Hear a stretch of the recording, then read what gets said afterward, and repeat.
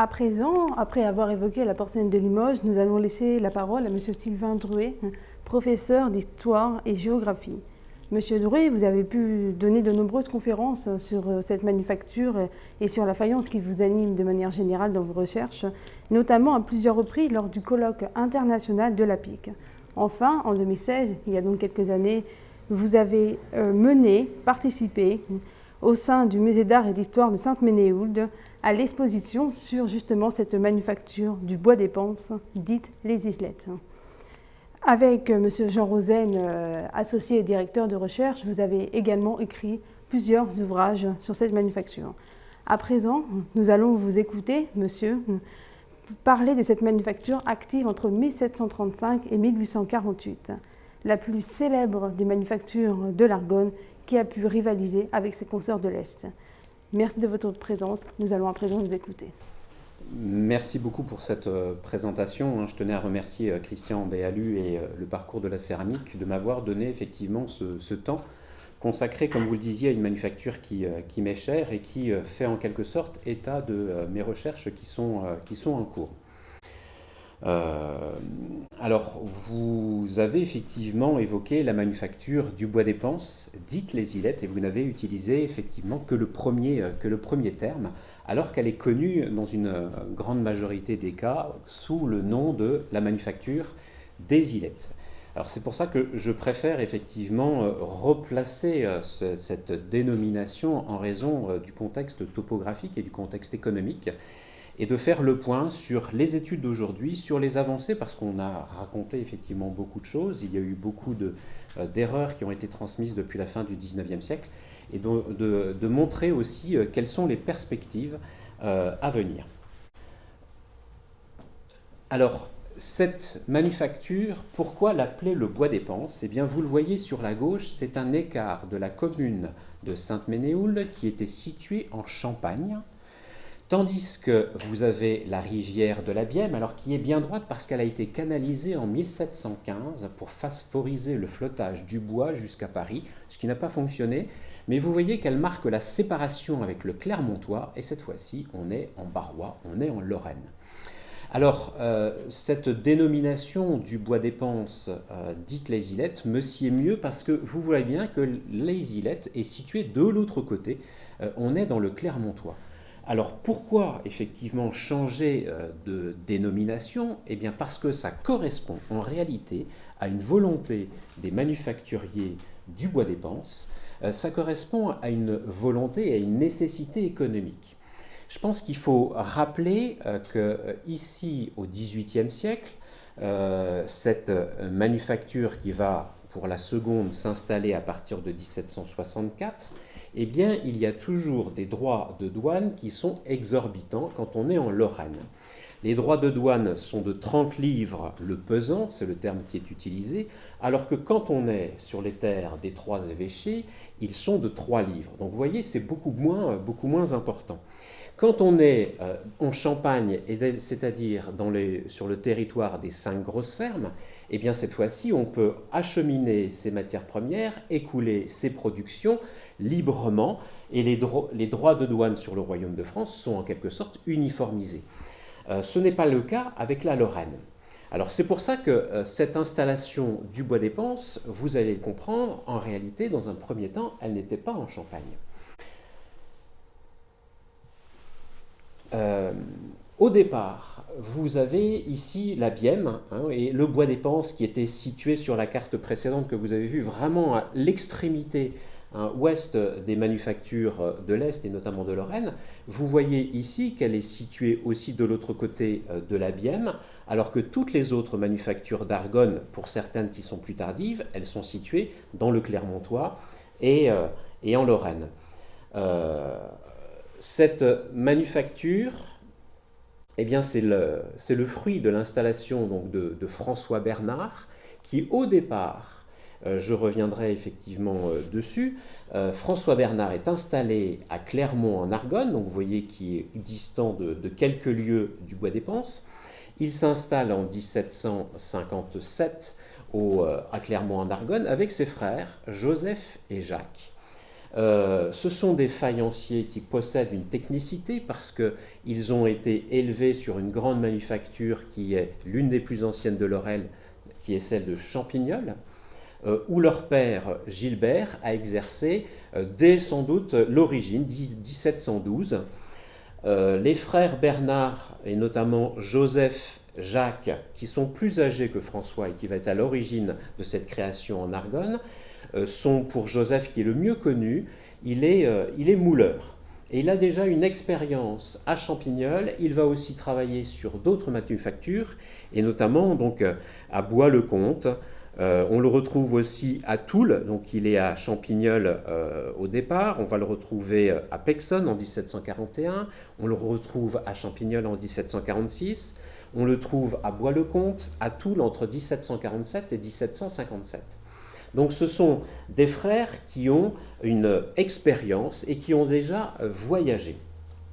Jacques est moins connu. Moins connu, on ne connaît pas effectivement précisément quelle est sa profession et son travail à la manufacture de Champignol. Il en est de même pour François. Donc François, c'est le plus jeune. Et en 1757, quand la manufacture de Champignol périclite, eh bien, il décide de tenter sa chance. Donc les difficultés de la manufacture de Champignol, c'est à peu près 1754. Et elle est en quelque sorte en cessation d'activité en 1758. Donc vous voyez bien, ils partent juste avant la cessation d'activité. Ils s'installent à Clermont en Argonne,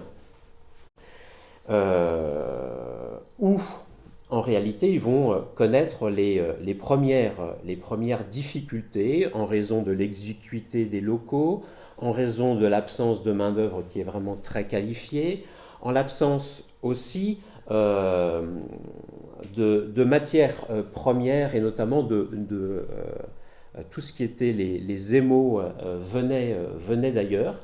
En revanche, comme vous le voyez pour les matières premières comme le bois, avec ces deux cartes de Cassini, vous voyez qu'il est en abondance dans la forêt d'Argonne.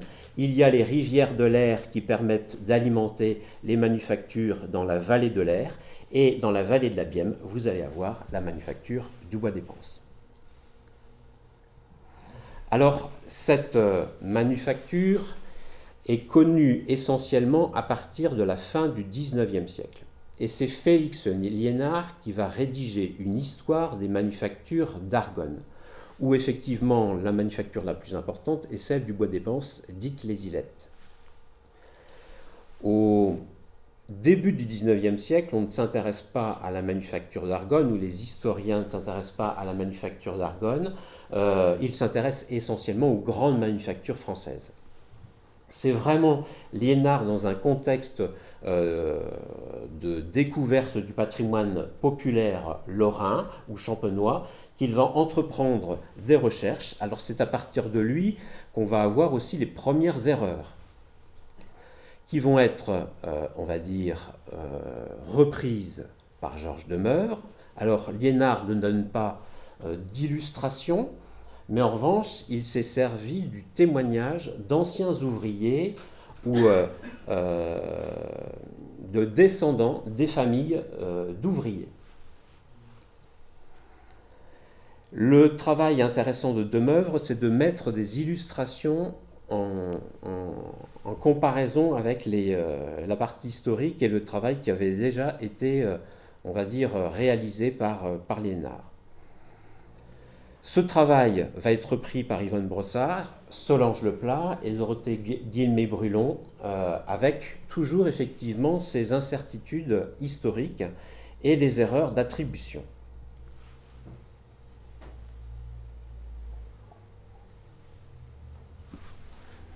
Alors il faut vraiment attendre, je dirais, une quinzaine d'années pour que la démarche scientifique et les productions et les écrits permettent d'apporter un regard différent avec une démarche qui est davantage scientifique.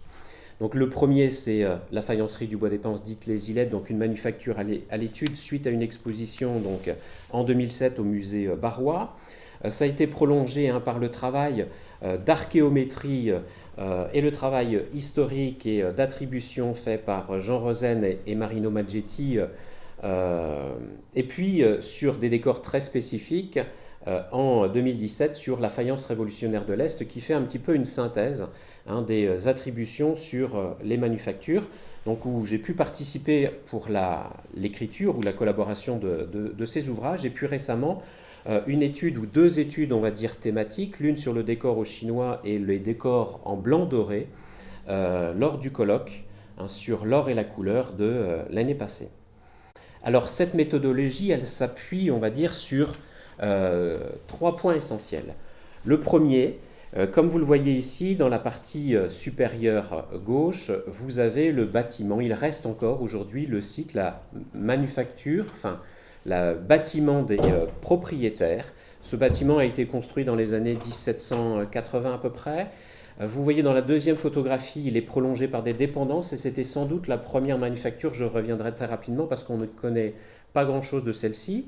Et sur ce lieu, eh bien, vous le voyez avec les photographies, on a découvert, grâce au sondage archéologique en 1993 à peu près, tout un ensemble de mobilier et de tessons. À partir de là, on peut faire un inventaire des formes et on peut faire un inventaire des décors, ce qui permet d'avancer sur les problématiques d'attribution et notamment de distinguer les productions entre le Bois des Panses, d'Ille-et-Ilettes, Lunéville et Saint-Clément.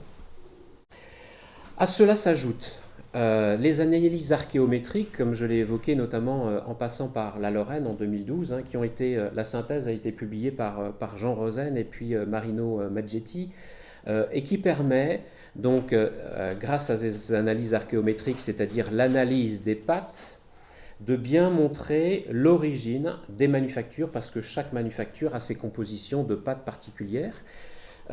Et donc, à partir de là, d'avoir et de constituer des corpus qui sont cohérents, à la fois corpus par l'analyse des pattes, à la fois mise en comparaison un corpus des formes et des décors.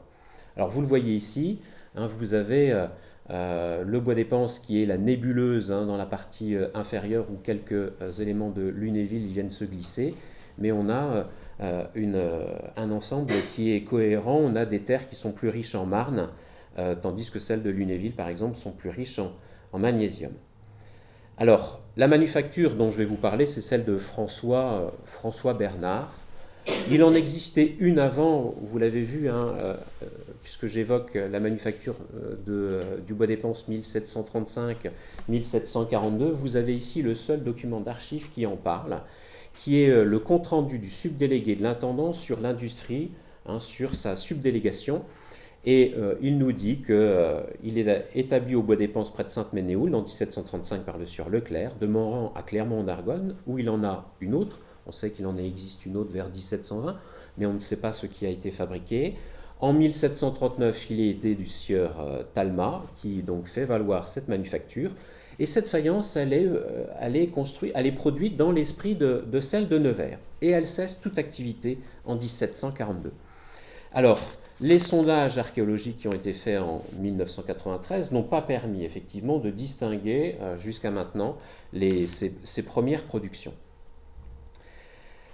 L'histoire rebondit avec François Bernard, qui était donc, je le rappelle, à Clermont en Argonne en 1757, avec ses deux frères. François Bernard va se marier avec Barbe-Aubry en 1762 et il demande le transfert de sa manufacture de la Lorraine vers la Champagne parce que les droits de douane sont exorbitants et vont lui permettre effectivement de les contourner. On est à quelques lieues. Et donc, cette problématique-là, vous la connaissez déjà, puisque Jacques Chambrette a fondé Saint-Clément. Moyen a été fondé aussi pour contourner les droits de douane. Et même en Argonne, vous allez avoir Wally. Wally, il y a plusieurs manufactures sur la même localité. Au départ, il y en a une qui est située près du presbytère, dans le centre du village. Eh bien, elle va se délocaliser sur un lieu dit Faucocourt.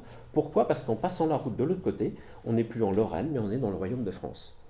Salvange, qui est une grande manufacture aussi, alors qui est méconnue, mais qui a produit des décors de très grande qualité, fonctionne un petit peu comme une république. Et il y a déjà des droits particuliers. On sait qu'à la fin du XVIIIe siècle, on va avoir 70 potiers d'étain qui sont installés. Tout simplement. Pourquoi ? Parce que les taxes pour l'arrivée et l'acheminement des matières premières ne sont pas les mêmes qu'ailleurs.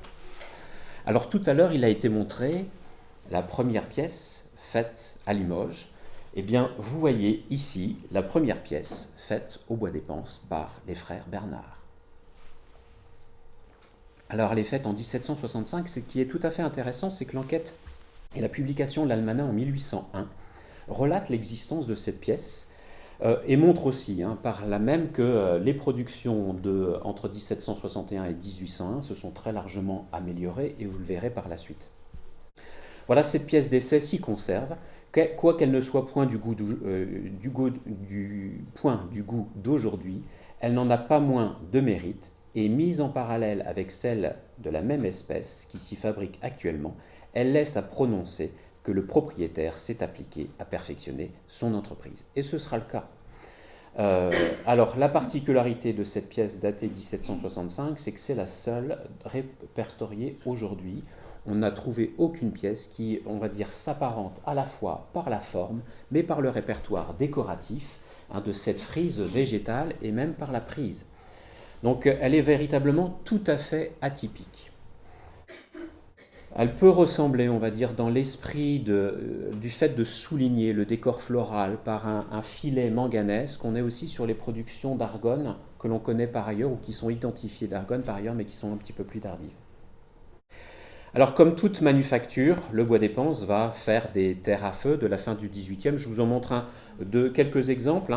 Et j'ai essayé à chaque fois, que ce faire se peut, donc de mettre en parallèle à la fois donc des biscuits redécouverts ou découverts sur le site, ou des tessons qui ont été découverts lors effectivement de ces opérations de sondage archéologique. Donc ce sont des terres à feu comme il en était fabriqué dans beaucoup de manufactures de faïence, d'inspiration effectivement du panier de Rouen. On sait qu'ils vont être produits jusqu'en 1840 parce qu'on les retrouve dans les documents d'archives. Cette première manufacture est en réalité une petite manufacture puisque vers 1768, on compte un four, un moulin à bras et à cheval, 3 bacs à terre pour travailler les terres. Il y a une chambre des peintres. Ce n'est pas une grosse manufacture qui va employer énormément de monde. Elle fabrique effectivement des faïences culinaires et essentiellement de la faïence commune, comme le disent les rapports. Mais à partir des années 1765-70, vous allez avoir, et surtout 75, le développement du grand feu. Alors, je reviendrai sur ce plat que je remontrerai plus tard. Voilà les premières pièces en grand feu qui sont réalisées pendant cette période-là, entre 1764-71. On sait qu'il investit peu. En réalité, l'estimation de l'investissement financier, le capital, est de 15 000 francs. Et on a retrouvé donc cet ensemble de tessons avec un petit pont oriental, comme c'est aussi la mode dans les productions de Lunéville et de Saint-Clément, mais réalisé bien antérieurement. La particularité, c'est que vous avez au revers ces marques, vous voyez ce C pointé. Alors, Jean Rosen a travaillé sur l'identification des marques de Lunéville, et ici elles sont complètement différentes. Il ne s'agit pas pour nous, on va dire, des marques de propriétaires ou de dénomination de la manufacture, mais davantage sans doute, comme cela a été montré pour Lunéville, de marques de marchands, et lors du défournement des pièces, on savait à qui ces productions étaient destinées. Production de grand feu avec des décors floraux, dont on a retrouvé ici des tessons. Donc vous avez des fleurs trifoliolées, comme vous pouvez le voir ici. Vous avez des insectes. On retrouve cette brindille, mais même si les couleurs sont inversées ici, vous retrouvez la même façon de les réaliser. Le principe de l'insecte que l'on retrouve aussi sur le tesson, ou les tulipes manganaises. Ces pièces avec ces petites fleurs, ces petits boutons jaunes à points rouges sont très fortement inspirés des productions lunévilloises des années précédentes. Il ne faut pas oublier que François Bernard, Joseph et Jacques, ils sont, on va dire, nourris de ce répertoire esthétique des manufactures de l'Est. Et qui est-ce qui fait effectivement, en quelque sorte, la mode dans l'Est? C'est Lunéville. Leur objectif, ça va être de d'imiter aussi les productions lunévilloises. Dans les années 1780 jusque dans les années 1820, la mode est aussi aux roses manganaises. Vous avez vu tout à l'heure les tulipes manganaises. Ici, les roses manganaises. Alors, vers la fin 1820, le décor va se simplifier à l'extrême. Vous avez ici une bannette. Et ce qui est intéressant, c'est cette marque que vous avez au revers, ce 6 très allongé. Et vous avez ici une pièce. Et au revers de ces motifs-là, il y a tout un ensemble de marques qui ont été répertoriées. Les M, les B, K, le S, le C que vous avez déjà vu précédemment, et là, le 6.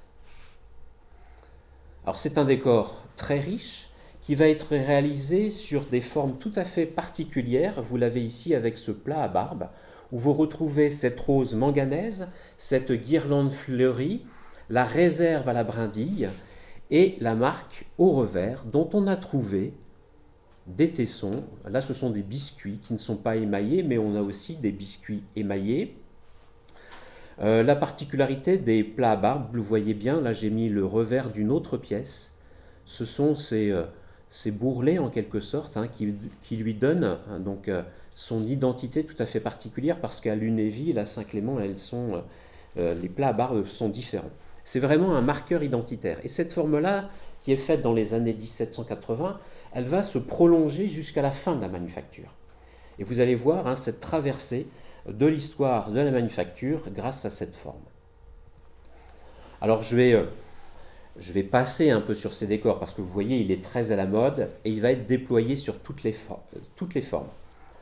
Que ce soit des plats à 5 ou 6 lobes, dont on a des biscuits ou des moules, que ce soit des encriers, où vous retrouvez la même marque. Vous avez un décor secondaire qui est ici très proche des manufactures aussi de Lorraine. Et puis vous avez ce pichet.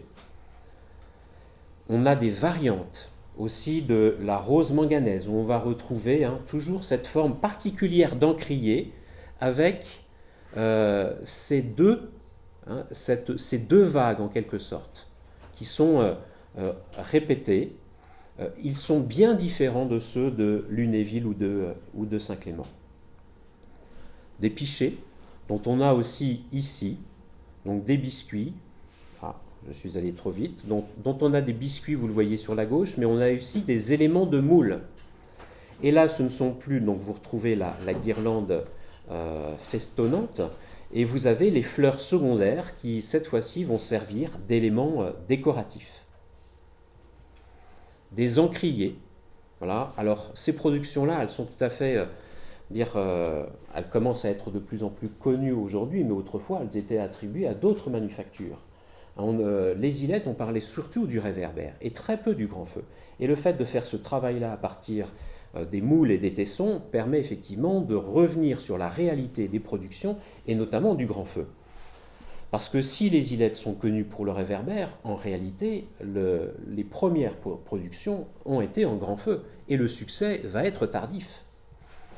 Des camailleux, vous retrouvez la même forme, vous voyez, de pichet avec la même alternance de gaudron. Le plat à barbe qui a été trouvé donc en camailleux bleu dans les tessons. On a des éléments de moule ou de piétement qu'on peut retrouver aussi sur ces terrines. Des pièces un petit peu plus raffinées pour exposer des pots à plantes, comme vous les avez ici de représenter. Donc ça, c'est véritablement un décor essentiel de cette manufacture. À côté des roses manganaises, eh bien, vous allez avoir toutes les fleurs qui vont être représentées dans le répertoire classique des manufactures lorraines. Vous avez notamment donc la tulipe, l'œillet. Alors, ce qui est intéressant et qui vient aussi d'une certaine manière corroborer les attributions, c'est le poncy que vous avez sur la droite. La bibliothèque de Verdun possède 2 ensembles de poncy, l'un provenant de la manufacture du Bois d'Épense, dite les Ilettes, et l'autre de la manufacture de Salvange. Donc ce sont aussi des outils tout à fait intéressants pour, on va dire, découvrir à la fois dans les collections publiques ou dans les collections privées des productions qui ont pu être réalisées dans cette manufacture. Là, vous avez donc le tesson de l'œillet À côté de ça, donc, on retrouve le décor secondaire avec des paniers qui sont très en vogue à la fin du XVIIIe siècle. On a les tessons effectivement de ces fleurs sur l'aile avec ce décor simplifié pour cette assiette. À partir des années 1789 jusque dans les années 1792-1793, la manufacture du bois d'Épense, dite les Ilettes, va être l'une des manufactures qui va produire dans l'est de la France sans doute le plus de décors révolutionnaires. On connaît tous Nevers, qui a été effectivement le centre le plus important pour les productions révolutionnaires. Eh bien, le bois d'Épense est sans doute la deuxième manufacture. Après vont suivre Saint-Clément et Lunéville, mais d'une manière moindre. Et Épinal aussi, où on a effectivement quelques pièces. Donc cela, je l'ai publié dans le catalogue de 2017. Alors, je ne vais pas revenir dans le détail, mais vous voyez bien ici la cohérence de cet ensemble qui a été regroupé à la fois par les formes, mais aussi par les décors, la tonalité effectivement des oxydes qui sont ici utilisés et les marques au revers. Une forme tout à fait particulière que vous voyez sur la gauche, c'est celle qui est dite à 22 pointes. C'est-à-dire que vous la voyez ici en grand, vous allez avoir 22 pointes et entre ces pointes sont intercalées 3 ou 4 dents. Et on a des moules, des tessons émaillés, des tessons décorés. Donc c'est un élément essentiel en termes d'attribution. Si je poursuis sur la grande variété des décors révolutionnaires et qui sont peu connus, vous avez ceux qui sont notamment conservés au musée de la céramique de Rouen, et en parallèle, j'ai mis des décors d'oiseaux que vous pouvez voir ici en médaillon. On voit bien qu'on est sur cette même ensemble de production. Des décors révolutionnaires un petit peu plus soignés, un petit peu plus travaillés, et qui pour certains ont été d'abord attribués à la manufacture de Rouen. C'est notamment cette bouteille, Alexis Roussel, Vive la Révolution, la loi et le roi, et la Constitution, Vivre libre ou mourir, l'an 4 de la République, 1792. Eh bien, j'ai mis en parallèle des productions dont on a effectivement les formes dans le fond archéologique, notamment ce saladier.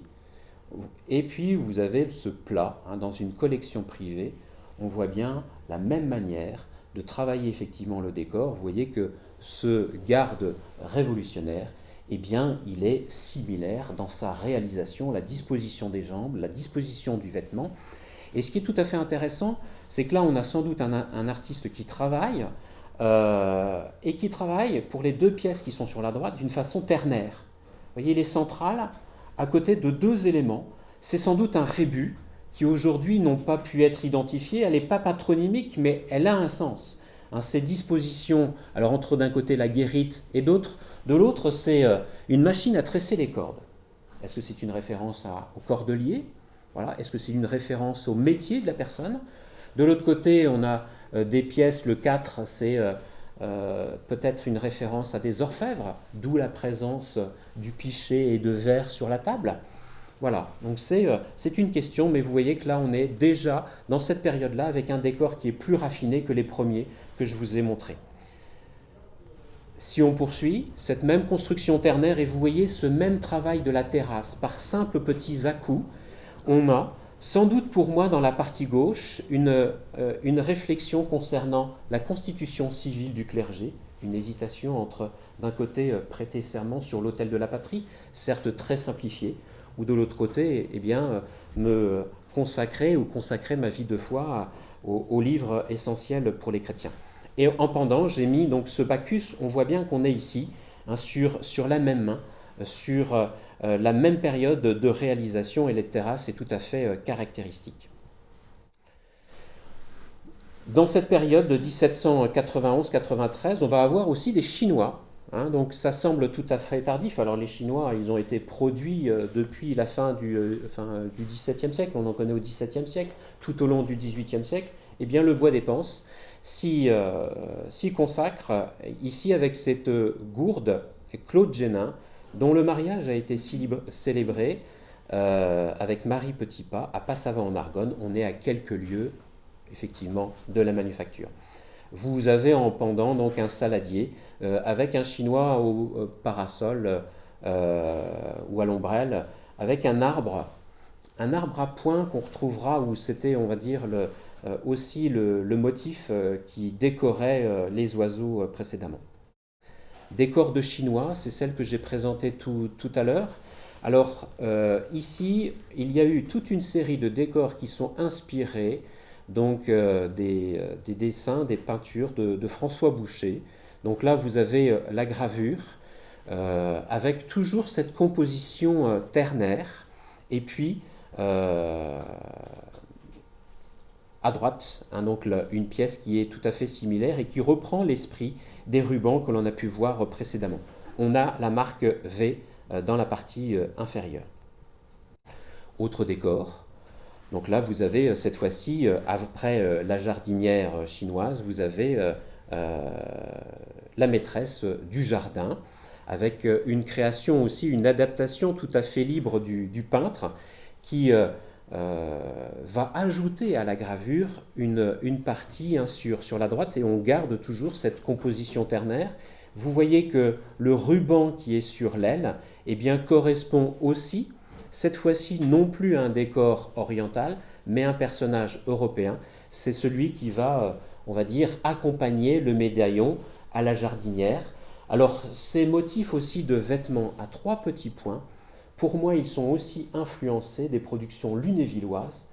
Cette manière de réaliser ou de donner de la matière au tissu, on le retrouve déjà sur les Chinois, dans les 2 grands feux de Lunéville. Donc Marie-Françoise Collard, on a sa date de mariage vers 1793. Autre exemple, vous voyez le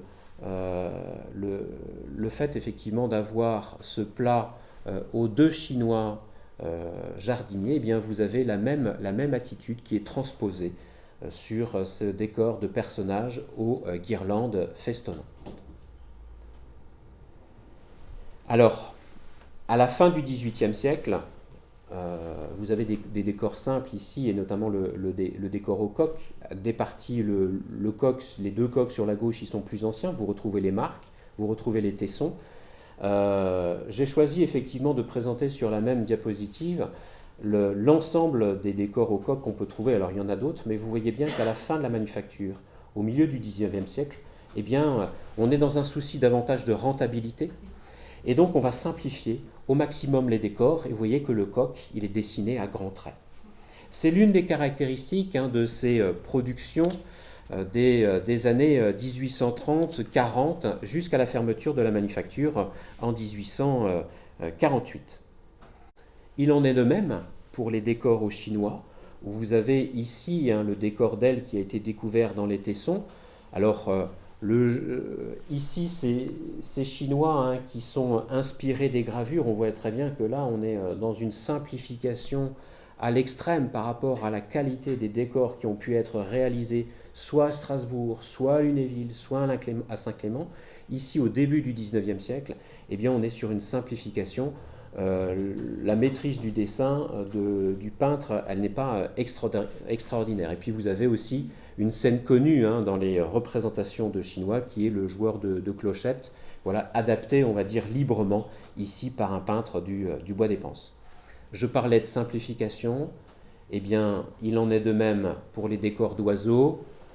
Vous voyez bien que le décor de Pan sur rocher, sur tertre, eh bien, il s'est simplifié à l'extrême, et là, on est vraiment à la fin de la période de la manufacture. Ils vont se simplifier encore avec des décors géométriques vers 1830, 1848. Vous voyez tout ce qui a pu effectivement être découvert. Alors, des tessons, il y en a des milliers. Des tessons avec ce genre de décor, il y en a des centaines. Ce qui montre bien que ça a été aussi une production abondante. Mais ce qui montre aussi bien que ce qui a été fouillé dans les premiers diagnostics des archéologues, ce n'est pas l'ensemble de la parcelle. Et ils sont tombés sur des bacs à terre, et ces bacs à terre ont été abandonnés sans doute à partir de 1793. 93 et fin 18e. Pourquoi ? Parce qu'à ce moment-là, François Bernard va faire l'inquisition. Vous avez vu la rivière de Bième, elle est canalisée. Eh bien, il va faire l'acquisition des parcelles le long du canal de la Bième. Le tirant d'eau, on va dire, il est maîtrisé grâce à des étangs qui sont au préalable. Il va en faire l'acquisition, alors grâce aux biens nationaux, puisque ces étangs appartenaient aux moines de l'abbaye de Beaulieu. Donc il peut les racheter en 1793 et il va faire construire un moulin. Un moulin où il va aménager un patouillard pour nettoyer et travailler ces terres. Et donc ces bacs à argile que j'ai évoqués à la première heure de la manufacture, les 3 bacs, ils sont inutiles. Et donc ils vont servir, à partir de la fin du XVIIIe siècle, comme lieu effectivement de rejet des tessons qui ne peuvent pas être, ou des productions qui ne peuvent pas être commercialisées. On sait aussi, grâce aux tessons qui ont été découverts sur le site, qu'il y a eu des productions de terre blanche et de terre marbrée. Malheureusement, aujourd'hui, je ne peux pas vous présenter de pièces complètes parce qu'aucune n'ont été découvertes, soit dans les collections publiques ou privées, ce qui laisse aussi envisager d'autres découvertes par la suite. Mais les tessons sont suffisamment nombreux pour montrer effectivement que la production, il y a des moules aussi, que la production était présente.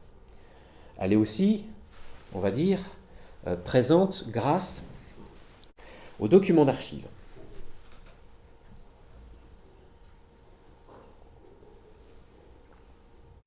Alors, j'ai traversé, on va dire, l'histoire de la manufacture avec le grand feu. Là, on va se consacrer au réverbère.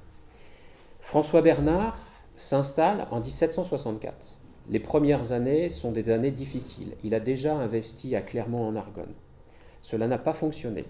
Il rachète le bois d'Épense. Il va réaménager sa manufacture. Il va connaître les premières difficultés financières, ce qui fait qu'il n'est plus lui-même le technicien qui va gérer sa manufacture, mais il va confier sa manufacture par différents baux, soit des ouvriers, les frères Imonet, soit à son beau-frère Sébastien Fanière, qui est l'époux de Catherine Bernard. Et à partir de là, dans les documents d'archives, on le voit apparaître comme faïencier et marchand de faïence. Pourquoi ? Eh bien, comme vous l'avez ici avec cet état des comptes, il va acheter à la manufacture donc de Moyen, Lunéville, Saint-Clément, jusque dans les années 1790, des faïences en réverbère et des terres blanches. Pourquoi ? Parce qu'il ne possède pas le savoir-faire. Et il sait que ce sont des productions qui sont très en vogue et qui permettent d'assurer la prospérité d'une manufacture. C'est d'ailleurs tout l'enjeu de Lunéville et de Saint-Clément. Alors, les achats sont parfois très conséquents. Entre 1769 et 1772, à Saint-Clément, on fait le constat qu'il en a acheté pour près de 14 000 livres. Voilà. Donc là, il est vraiment marchand. Et il va donc s'appuyer sur cette réussite économique en tant que marchand pour après reprendre la direction de sa manufacture, faire venir des ouvriers et mettre en place la technique à la fois des terres blanches mais aussi du réverbère. Alors vous avez ici deux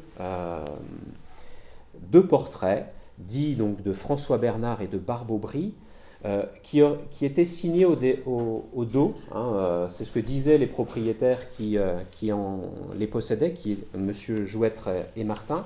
Malheureusement, ces plats ont été volés, ils n'ont jamais été retrouvés, donc ça ne permet pas aujourd'hui de corroborer effectivement cette dénomination de François Bernard et Barbe-Aubry. Alors, les premières pièces, sans doute fabriquées en réverbère, au bois d'Épense, vous avez ici une saucière qui a été analysée, vous voyez, BEI 116, donc ce sont les analyses que j'évoquais tout à l'heure, effectuées par Jean Rosen et Marino Maggetti. J'ai mis en parallèle, en dessous, une saucière qui y ressemble avec l'alternance, effectivement, des gaudrons qui est similaire. Cette saucière tombe tout à fait dans le groupe des terres du bois d'Épense. Alors, si le réverbère et les terres blanches, on va dire, vont commencer, où il va commencer à investir dans les années 1779, 1780. On sait que c'est davantage vers 1784 que la technique est véritablement maîtrisée. Pourquoi? Parce que vous allez avoir des ouvriers comme Charles Blaise, Pierre Rossignol, Pierre-Claude Rossignol, qui viennent de manufactures de Rambervillers, par exemple, et qui sont passés par Lunéville et Saint-Clément et qui sont dénommés dans les documents d'archives comme peintres en Japon ou peintres en réverbère. Donc là, dès les années 1783-1784. Alors, on sait que cette production, même si les premières années ne sont pas connues, elle est maîtrisée à l'époque révolutionnaire, puisque vous retrouvez cette forme à 22 pointes, ici avec cette cage à l'oiseau, et puis tout cet ensemble de production, vous voyez, j'ai choisi effectivement de mettre des pièces à 22 pointes, et puis souvent des pièces à 8 lobes, et là on est sur les décors classiques, des productions révolutionnaires en réverbère jusqu'en 1792-1793 qui ont été fabriquées au bois d'épense. Où là s'affirme avec la rose la passion pour les idées nouvelles. Idées peut-être plus combattantes, ici avec et évoque la patrie en danger, ces canons, dont on a aussi le poncy. Alors il est légèrement différent parce que surmonté d'un oiseau, mais vous avez différentes variantes. Et puis vous avez ces lions avec ce plat tout à fait allongé, tout à fait caractéristique, que l'on va retrouver par la suite. Alors les lions ne sont pas forcément effectivement d'une très grande qualité, vous allez le voir aussi ensuite. Alors, production révolutionnaire, puisqu'ici il s'agit du portrait de Thérèse Levasseur, donc là c'est une pièce qui est conservée au musée de la céramique de Rouen. Donc c'est l'épouse de Jean-Jacques Rousseau. Il faut savoir que quand en décembre 1790, l'Assemblée propose de lui verser une pension de 1200 livres, qui sera réévaluée à 1500 livres ensuite. On met ainsi en valeur l'épouse de l'auteur de la Nouvelle Héloïse et puis du contrat social. Le buste de Rousseau vont être, comme ceux de Voltaire, vont être dressés et sont présents dans la salle de l'Assemblée. Et dans la composition, on est tout à fait sur des productions qui sont similaires à celles que vous allez voir par la suite, consacrées donc au bois d'épense. Plat exceptionnel, le portrait de Marat inspiré d'une gravure. Donc vous allez avoir à la fois les héros de la Révolution, mais également les martyrs de la Révolution qui sont mis à l'honneur après son assassinat par Charlotte Corday le 13 juillet 1793. Il fera d'ailleurs son entrée au Panthéon alors que Mirabeau sortira par la petite porte en 1794. Lui rentre et Mirabeau ressort. Autre pièce qui autrefois qu'on aurait attribuée à Lunéville, c'est Mercier sans culotte. Alors Mercier, il est bien connu sur la commune de Sainte-Menehould ou Sainte-Ménéhould, c'est-à-dire le lieu-dit où vous avez le bois d'épense, parce qu'il était imprimeur. Et donc vous voyez, pour se faire ces pièces, il y en a quelques-unes qui sont connues, il va se servir du frontispice, du calendrier républicain, il reprend le même motif. Et Mercier sans culotte, on le connaît parce qu'il va être à un moment donné au tribunal révolutionnaire de Sainte-Menehould. Il est connu pour les minutes de son procès où il montre une violence particulière, et son procès va avoir lieu après la mort donc, de Robespierre, où on va justement juger les sans-culottes. Donc on a vraiment le détail de sa vie. Et puis, pièce exceptionnelle, on va dire, de référence, c'est celle que vous avez ici avec le décor à l'or du Musée national de la céramique de Sèvres, où il est écrit « Fabrique de citoyen Bernard aux Ilettes ». Et il me semble que là, vous avez donc des joueurs de quilles, c'est-à-dire la représentation d'une certaine manière du renversement de la société, c'est le jeu de quilles républicain qu'on retrouve dans la gravure, et cet angelot qui pleure sur une urne funéraire, il s'agit peut-être d'une évocation de la mort de Mirabeau, puisqu'on est sur la reprise ici de gravures, de décors de gravures, où on a ces scènes tout à fait similaires avec Mirabeau, annonçant donc la mort de Mirabeau. Là, on est déjà sur une terre blanche.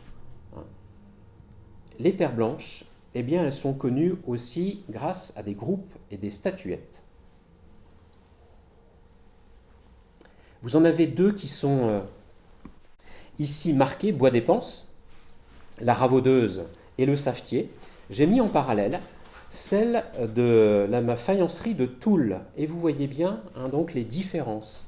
On voit les différences entre, alors parfois la disposition, donc là sur celle de droite, la table est manquante, mais vous avez des ouvertures qui sont créées sur le mur. Vous avez le drapé qui retombe et qui est véritablement différente. Ces productions vont se mettre en place dans les années 1780 et surtout 1800. Ça va être véritablement la période de l'apogée des statuettes qu'on va retrouver donc ici, vous avez donc des terres blanches, mais qu'on retrouve aussi décorées. Alors, c'est celle de droite, celle du bois d'épense, et j'ai mis une sans doute de Saint-Clément qui est beaucoup plus tardive, fin 19e. Et vous voyez que vous avez le mur est différent, la disposition des outils est différente. Alors, sur celle de gauche, la cage est manquante, le drap qui retombe est aussi différent. À Saint-Clément, il y a d'autres moules où là, on a effectivement une couverture plus importante. Il en existe aussi à Niedervillers. Parfois, on a carrément le groupe avec le savetier et la ravaudeuse qui sont disposés l'un l'autre. J'ai mis quelques exemples de production de statuettes du bois d'épense, alors qui sont très reconnaissables quand même à la couleur qui est utilisée, et puis la taille des yeux. Voilà. Parce que ces décors, on va dire, de la vie rurale qui ont été réalisés un petit peu dans beaucoup de manufactures, inspirés des moules de sifflets, eh bien, ils ont aussi des couleurs, une manière d'être peintes, et puis vous avez des dispositions parfois qui sont aussi différentes. Le Bélisaire, il est connu dès 1801, puisque c'est une pièce qui est proposée par François Bernard au concours de l'industrie. On connaît d'autres pièces comme ça, on sait qu'il a fait le buste de Voltaire et de Rousseau. Voilà. On a aussi une pièce, alors là dans les archives, qui n'a jamais été retrouvée, un groupe en terre de pipe, voilà, alors il parlait de terre de pipe, le temps couronnant la paix, tenant une branche d'olivier, et dans l'autre une corne d'abondance, d'où sortent des chefs-d'œuvre et les produits du génie. Et en dessous, vous avez un soldat de la patrie se repose. Voilà. Donc ça, ce sont des pièces que l'on peut dater de 1801. Et la dernière que j'ai mise, eh bien, c'est cette Vierge et l'enfant, parce que vous avez le patronyme en dessous de Anne Simon. Anne Simon, c'est l'épouse de Joseph Michel, qui est peintre au bois d'épense, et elle s'éteint en 1830. Ces productions ne s'arrêtent pas avec Jacques-Henri Bernard. J'ai parlé de François Bernard. Jacques-Henri va prendre la manufacture en 1801. Il va diriger pleinement la manufacture en 1801 quand son père meurt, François. Il va la diriger jusqu'en 1823. Donc vous voyez la période de ces statuettes et la période des beaux décors que vous allez voir par la suite. Mais elle perdure parce que là vous avez des statuettes. Alors vous voyez que les couleurs sont moins belles. À gauche, j'ai mis le portrait de Jacques-Henri Bernard et son épouse Marie Perpète, dit Madame Bernard. Et en dessous, vous avez une marque en creux, Manufacture du bois d'épense, Veuve Bernard, Marne. Je vais passer relativement vite sur ces décors de rose que vous connaissez et qui font, on va dire, la célébrité en partie des décors simples de réverbères. Ce sont ces roses que vous avez ici sur des formes à 22 pointes, ou ces couvercles de soupières en forme de Paris dont on a aussi les poncis.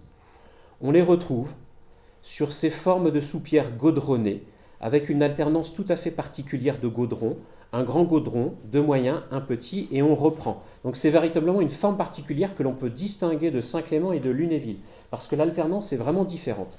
Et vous voyez que vous avez les biscuits et les moules qui ont servi donc à faire ces prises. Les roses que l'on retrouve sur des bouquetières, donc là je vais passer rapidement. Je tiens surtout à insister sur ces formes particulières parce qu'on ne les retrouve qu'au bois d'épense. Ces formes polylobées, dont on a aussi le décor de Poncy, qu'on va retrouver avec ces roses manganèses, en pourpre de Cassius, réverbères, qu'on ne trouve pas en grand feu. Vous retrouvez ici la forme que j'ai évoquée tout à l'heure. Alors la particularité, si on veut distinguer avec Lunéville et Saint-Clément, c'est la disposition du feuillage de la prise, qui est en superposition. À Saint-Clément et Lunéville, les moules sont différents et on a généralement une seule feuille à côté de la prise, parce que cette forme de Paris a été reprise dans toutes les manufactures. Vous retrouvez ici en qualité fine des décors floraux avec toujours cette forme de bouquetière. Si vous vous souvenez de la forme de bouquetière, fabrique de Citoyen Bernard, aux Ilettes, eh bien c'est une forme identique. Les formes de bouquetière à pont droit sont différentes, donc sont différentes à Lunéville et à Saint-Clément. J'ai fait le choix ici de mettre en parallèle 3 pièces en bas avec une pièce en réverbère où vous avez un bouquet à l'œillet à la rose. Pourquoi? Parce que, comme vous le voyez, BEI 114, elle a été analysée et elle appartient alors, au groupe, vous voyez, BEI 114, qui se rapproche des productions du bois d'éponce. Il ne faut pas faire attention à celle du 113. Je n'ai pas le temps d'en parler, mais ce sont des décors qui sont attribués souvent au bois d'éponce et on s'aperçoit qu'en réalité, les terres proviennent d'une autre manufacture et ont été réalisées par une autre manufacture. Vous voyez les décors que l'on peut mettre en parallèle avec cette symétrie d'une certaine manière de la composition du bouquet et puis le décor à l'aile qui est, même s'il se simplifie, similaire pour les autres pièces. Alors des productions de très grande qualité, les paniers dits du Dupré, dont on a le Poncy conservé donc à la bibliothèque de Verdun. J'ai mis 3 exemples de plats de Dupré. Comme vous pouvez le voir, à chaque fois on peut avoir le même modèle de Poncy, mais on va avoir des décors d'ailes différents. C'est la même chose avec les décors militaires, les décors de scènes napoléoniennes. C'est-à-dire qu'ils sont en capacité d'avoir un motif central unique, en jouant sur les couleurs, avec une variété des décors d'ailes. Des productions que l'on peut dater de 1830, parce que par exemple, ce plat à barbe dont la forme est caractéristique est, comme je l'ai montré dans les répertoires des moules du bois d'éponce, eh bien vous en avez un patronymique Vautrin-Pignan. Ce sont les enfants de la famille Vautrin-Épignan, qui sont deux peintres en faïence. Donc là, on a un mariage au sein donc, de peintres faïenciers. Et Louis Chapat, c'est un ouvrier qui travaille aussi pour la manufacture, dont sans doute Liénard s'est inspiré pour ses écrits où il est allé le voir, et il connaît son vaisselier et il en parle. Donc là, vous avez aussi cette forme tout à fait caractéristique. Les décors que vous avez en bas reprennent dans la composition l'esprit dans la partie supérieure. Et cela, on peut les attribuer à Gabriel Michel. Je vais passer rapidement sur des décors que vous connaissez, mais vous retrouvez voilà, les formes polylobées, avec des décors d'oiseaux relativement simplifiés, ces décors aussi à 22 pointes, et le Poncy que l'on a à Verdun. Le bois d'éponce, les Ilettes, ce sont aussi les lapins, toujours avec cette même forme de bouquetière, les cochons, les girafes, donc on retrouve sur des 22 pointes. Et cette soupière est aussi caractéristique des productions que l'on a sur le site. En ce qui concerne les décors chinois, alors je vais passer rapidement parce que j'en ai déjà parlé lors de la conférence et puis je vois que le temps aussi avance. On a des décors simples, on n'a pas que des décors exceptionnels. Alors ces décors de chinois, ils sont sans doute arrivés au bois d'éponce vers les années 1783-1784 avec l'arrivée du réverbère, et des ouvriers comme Pierre-Claude Rossignol qui ont travaillé à Rambervillers, Lunéville, Saint-Clément et qui ont importé leur savoir-faire. On retrouve des décors similaires sur des formes à 24 pointes qui sont celles de Saint-Clément, ce qui montre bien que là on a une influence décorative avec le voyage des peintres. Alors vous voyez, on a un corpus qui est assez cohérent avec le Poncy. Vous retrouvez ici sur une forme ovale le décor de chinois avec la même alternance de gaudron que j'évoquais tout à l'heure. Et si vous regardez bien sur la prise, vous avez toujours les 2 mêmes feuillages qui sont disposés de la même manière. Et la forme de la soupière du bas est aussi au bois d'éponce. Alors, je vais avancer sur des décors qui vont paraître un petit peu plus raffinés, ceux qu'on peut dire dits de Dupré. Alors, Dupré, il est là dès 1794, mais il n'est pas très stable. On sait qu'il est là jusqu'à la fin du XVIIIe. Il est à Toul en 1817. Il ira aussi à Paris, mais on le retrouve à la fin de la manufacture. Alors, ces Chinois avec ces bonnets de mandarin, ce lion qui n'est encore pas très bien dessiné, eh bien, on le retrouve sur toutes ces formes-là, de soupières, d'assiettes polylobées, d'assiettes à 22 pointes, et on peut faire le parallèle avec ces formes de pique-fleurs qui sont un petit peu particulières. À Lunéville et Saint-Clément, vous allez avoir la partie supérieure qui va changer, ou le nombre de gaudrons dans la partie basse, là où vous avez le vert, qui va être différent. Il en est de même pour le bassin que vous avez à Lunéville et Saint-Clément, on a des formes qui sont différentes. Des pièces un petit peu plus raffinées, avec tous ces chinois, qui sont, on va dire, la prolongation des décors que l'on a déjà vus à Strasbourg ou à Lunéville, avec ces chinois qui sont tirés ou qui sont poussés. Et là, ce qui est tout à fait intéressant, c'est ce paysage à l'arrière qui est peint d'une certaine manière, tout en nuances, tout en pastel. On peut faire le lien avec ces chinois, et on est dans le même répertoire décoratif, avec ces productions, ces plats. Vous retrouvez le lion, là ils n'ont vraiment pas la maîtrise pour faire des animaux de belle qualité. Et si on poursuit, eh bien vous avez ces chinois qui sont aussi, on a la même composition, on a des petites fleurettes dans la partie inférieure, que l'on connaît sur d'autres pièces et celles que vous avez pu voir précédemment. Les Chinois se poursuivent, il y en a donc au musée Lorrain, et vous retrouvez cette forme de plat à barbe, et ici on peut le dater de l'an 2, de l'Empire français, comme cela est écrit. Voilà, donc là on est en 1804. Je vais avancer avec les décors, on va dire, de très grande qualité dits de Dupré, avec ces décors de paysage. Alors ces décors exceptionnels, pour le moment, moi j'en ai recensé plus de 200. Alors que c'est vrai qu'on en voit en vente de temps en temps, mais si je fais effectivement la somme des décors exceptionnels de chinois, de paysages que vous avez ici, eh bien ils sont beaucoup plus nombreux qu'on ne le pense. Là, vous avez la forme de bouquetière précédemment avec un camailleux, on retrouve le poncy, et vous avez des formes que l'on a au Bois des Panses avec ces décors de paysage. On a toujours des variantes, que ce soit sur un décor d'aile ou sur la partie centrale, avec des châteaux, avec des voiliers. On n'a jamais la même pièce, des pièces qui sont similaires. L'affaire Louis Gillet. Alors, Louis Gillet, c'était, si vous voulez, un soldat, un vétéran qui revient dans sa patrie, un petit village situé au nord de Sainte-Menou, et quand il revient, après avoir fait son service militaire, il vient sauver la vie à une jeune fille. Et cet épisode va être relaté par la peinture, par la gravure, par la chanson, par des pièces de théâtre. Et c'est un épisode véritablement important qui s'est passé près de Sainte-Menou et qui va être exploité d'un point de vue iconographique par les manufactures jusqu'au XIXe. Ça devient le symbole de la bravoure. Alors vous avez ici ce cuirassier alors premier épisode, il va sauver la jeune fille de ces deux brigands. Il va rapporter la jeune fille, il a plus de 70 ans, il refuse de la prendre pour épouse malgré la proposition de ses parents.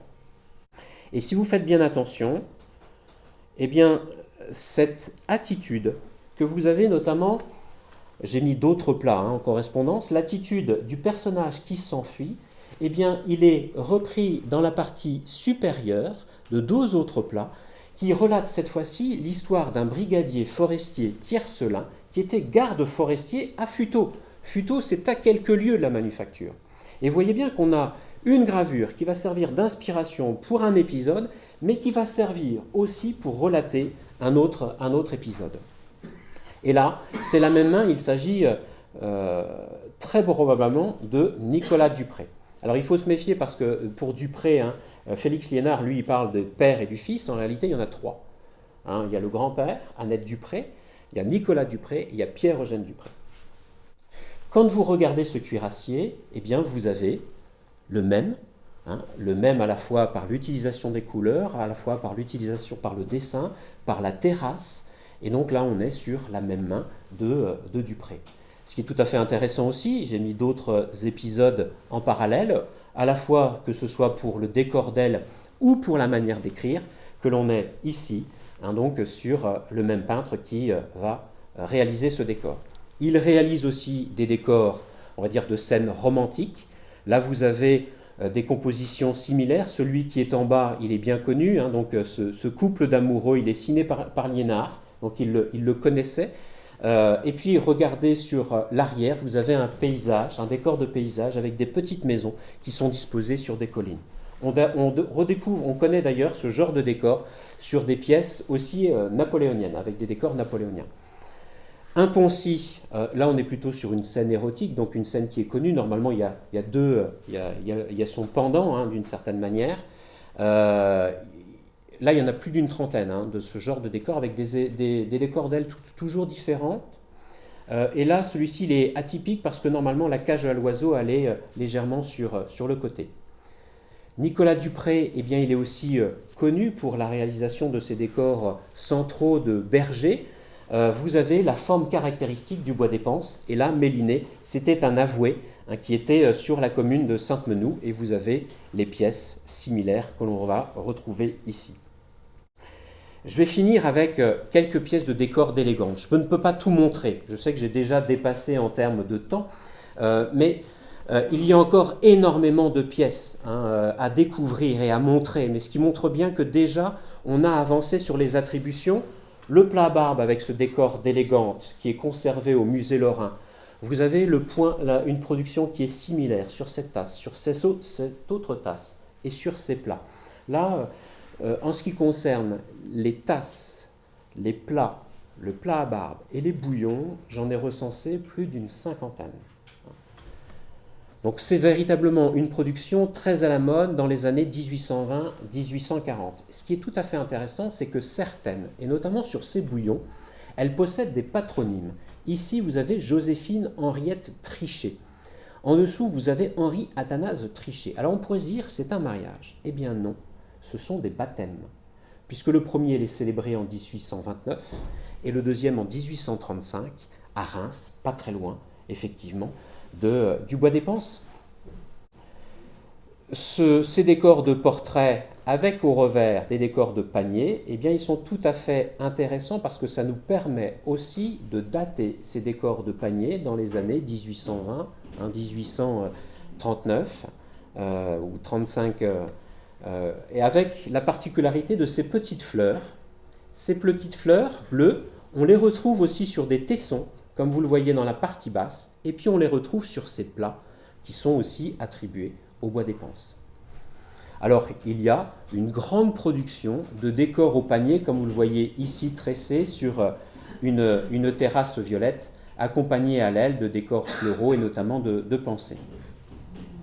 Pour finir, je vous en ai montré dans mon exposé. Vous avez la dernière pièce qui est marquée, c'est celle de Gabriel Michel. Sur le fond de la soupière, il est noté Bois d'Épense, près Sainte-Ménéhould, mars 1844, faïencerie des frères Godéchal. Il s'agissait des frères Godéchal, c'est-à-dire de Charles et Charles-François Godéchal, qui vont racheter la manufacture en 1840, et elle va fermer en 1848.